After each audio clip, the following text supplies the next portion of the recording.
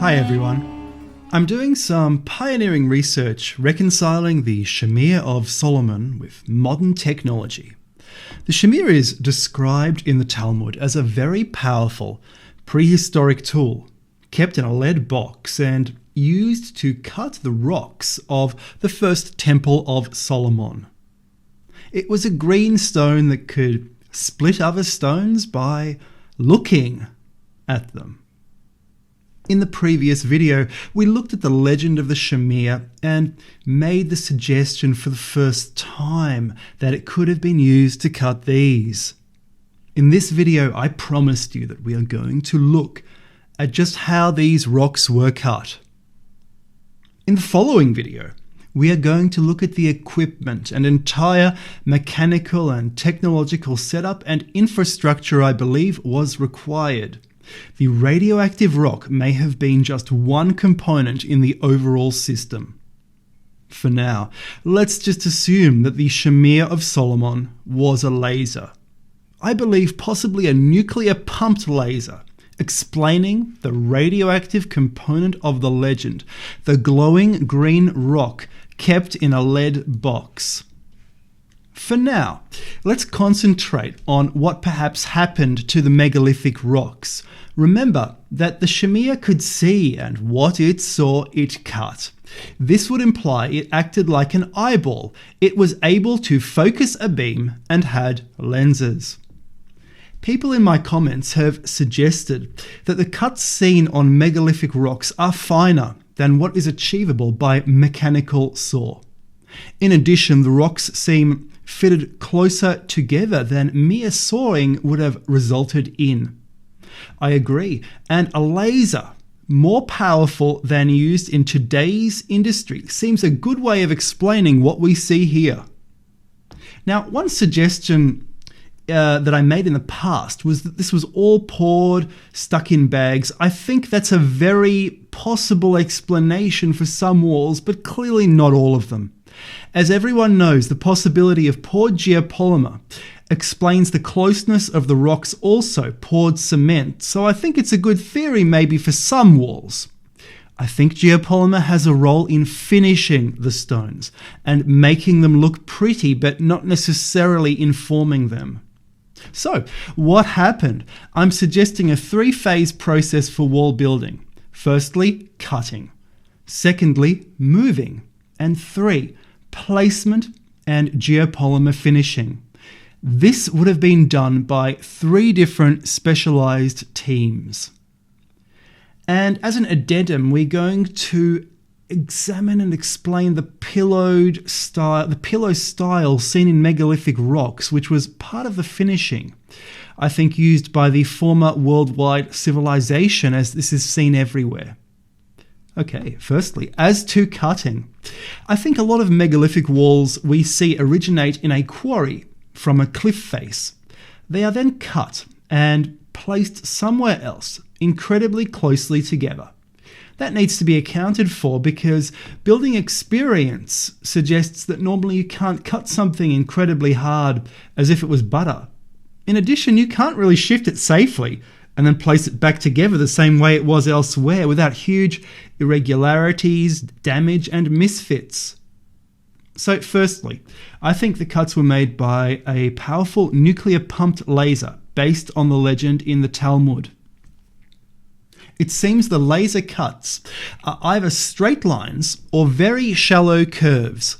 Sometimes the curves are more acute, bowl-shaped. The curves can be, it seems, up to 3 or 4 meters long, as at Sacsayhuaman. They can encompass multiple stones. The purpose of the stones is so that stones may sit against each other more strongly when force is applied in any direction. Often before the stone was complete, the worker takes a 30 to 45 degree turn. Sometimes this is a 90 degree turn for the stone above it to fit into, and with a mind to where the stones would fit.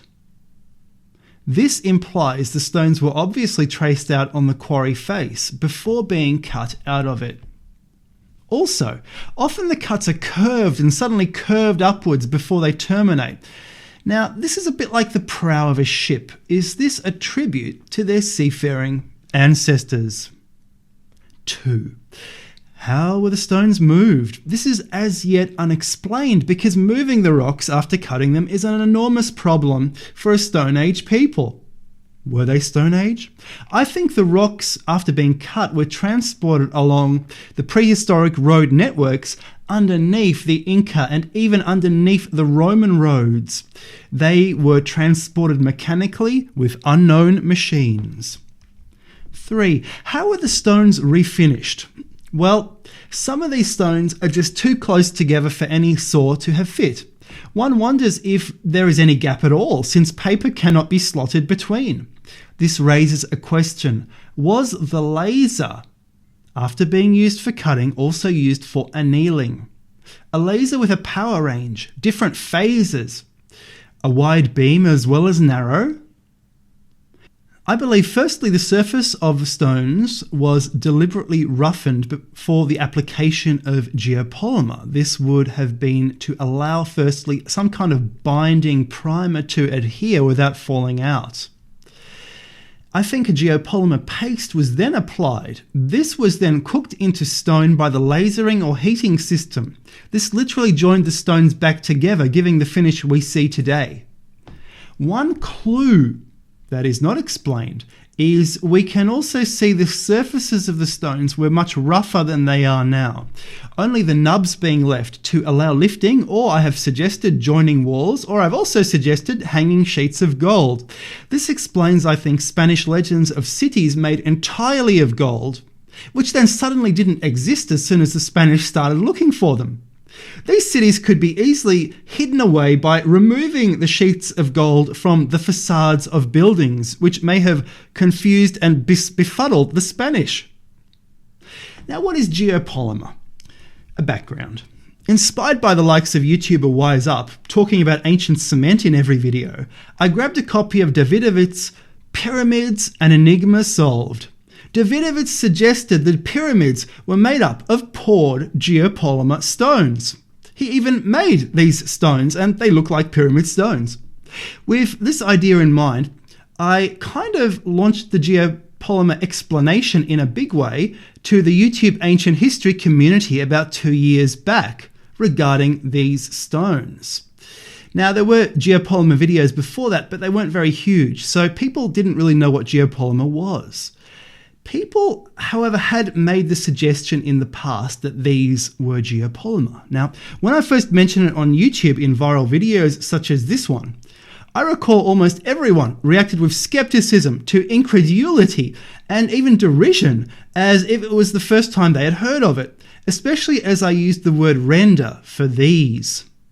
I even had plasterers telling me off. However, it's suddenly mainstream and everyone knows what geopolymer is.